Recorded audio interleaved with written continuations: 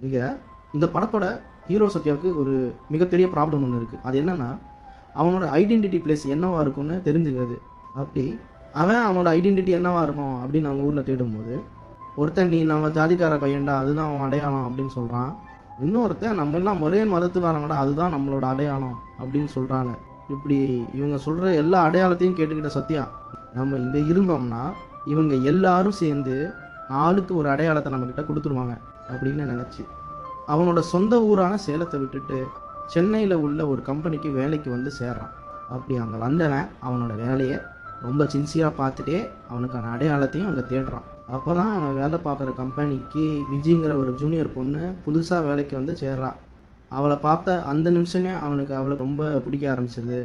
அதனால் அவள் கூட ஃப்ரெண்ட்ஷிப்பாக கொஞ்ச நாள் பழக ஆரம்பிக்கிறான். அது அப்படியே காலப்போக்கில் அவங்க 2 பேர்த்துக்குள்ளேயும் ஒரு காதலாக உருமாற தொடங்குது. பிறகு இருவரும் அவங்களோட காதல் வாழ்க்கையை ரொம்ப சின்சியராக என்ஜாய் பண்ணி வாழ்ந்துக்கிட்டு இருக்காங்க. அப்போ ஒரு நாள் விஜி அவன்கிட்ட வந்து, நான் ஐஏஎஸ் ஆஃபீஸராக ஆகணுன்றது என்னோடய சின்ன வயசு கனவு.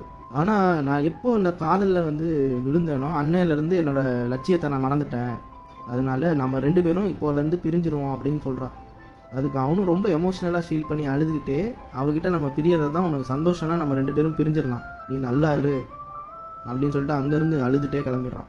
இப்போது அப்படியே கட் பண்ணால் சத்யா அவனோட வேலையை விட்டுட்டு சொந்த ஊரான சேலத்துக்கு வந்து அவளை நினச்சி பிடிச்சிக்கிட்டே ஒவ்வொரு நாளையும் வேஸ்ட்டாக கடத்துறான். அப்போ தான் ஒரு நாள் அவங்க ஊரோட அரங்கநேரி ஏரி ஆக்கிரமித்து ஒரு கும்பல் காலேஜ் கட்டியிருக்காங்கன்னு அவனுக்கு தெரிய வருது. அது தெரிஞ்சதும் அவன் அவங்க அம்மா அப்பா ஊருக்காரங்க எல்லா பேரையும் கூட்டிக்கிட்டு கலெக்டரை போய் சந்தித்து எங்கள் ஊரோட ஏரியை சுத்தம் பண்ணிதாங்க அப்படின்னு சொல்லி கேட்குறான்.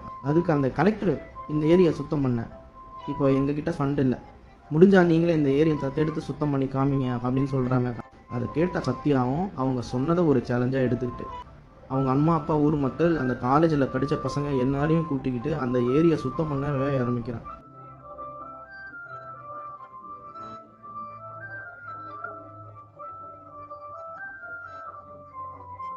அதை பார்த்த ஊர் மக்களும் ரொம்ப சந்தோஷப்படுறாங்க.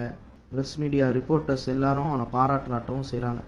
அது நேரம் சத்யா அவங்க ஊர்க்காரங்க மத்தியில் அவனுக்கான ஒரு நல்ல அடையாளத்தையும் கண்டுபிடிக்கிறான். ஹீரோயின் விஜயும் அவளோட ஐஏஎஸ் எக்ஸாமை நல்லபடியாக எழுதி முடிச்சுட்டு ஹீரோ சத்யாவை நினச்சி ஒரு மெசேஜ் அனுப்புகிறான். அதோட இந்த படமும் முடியுது.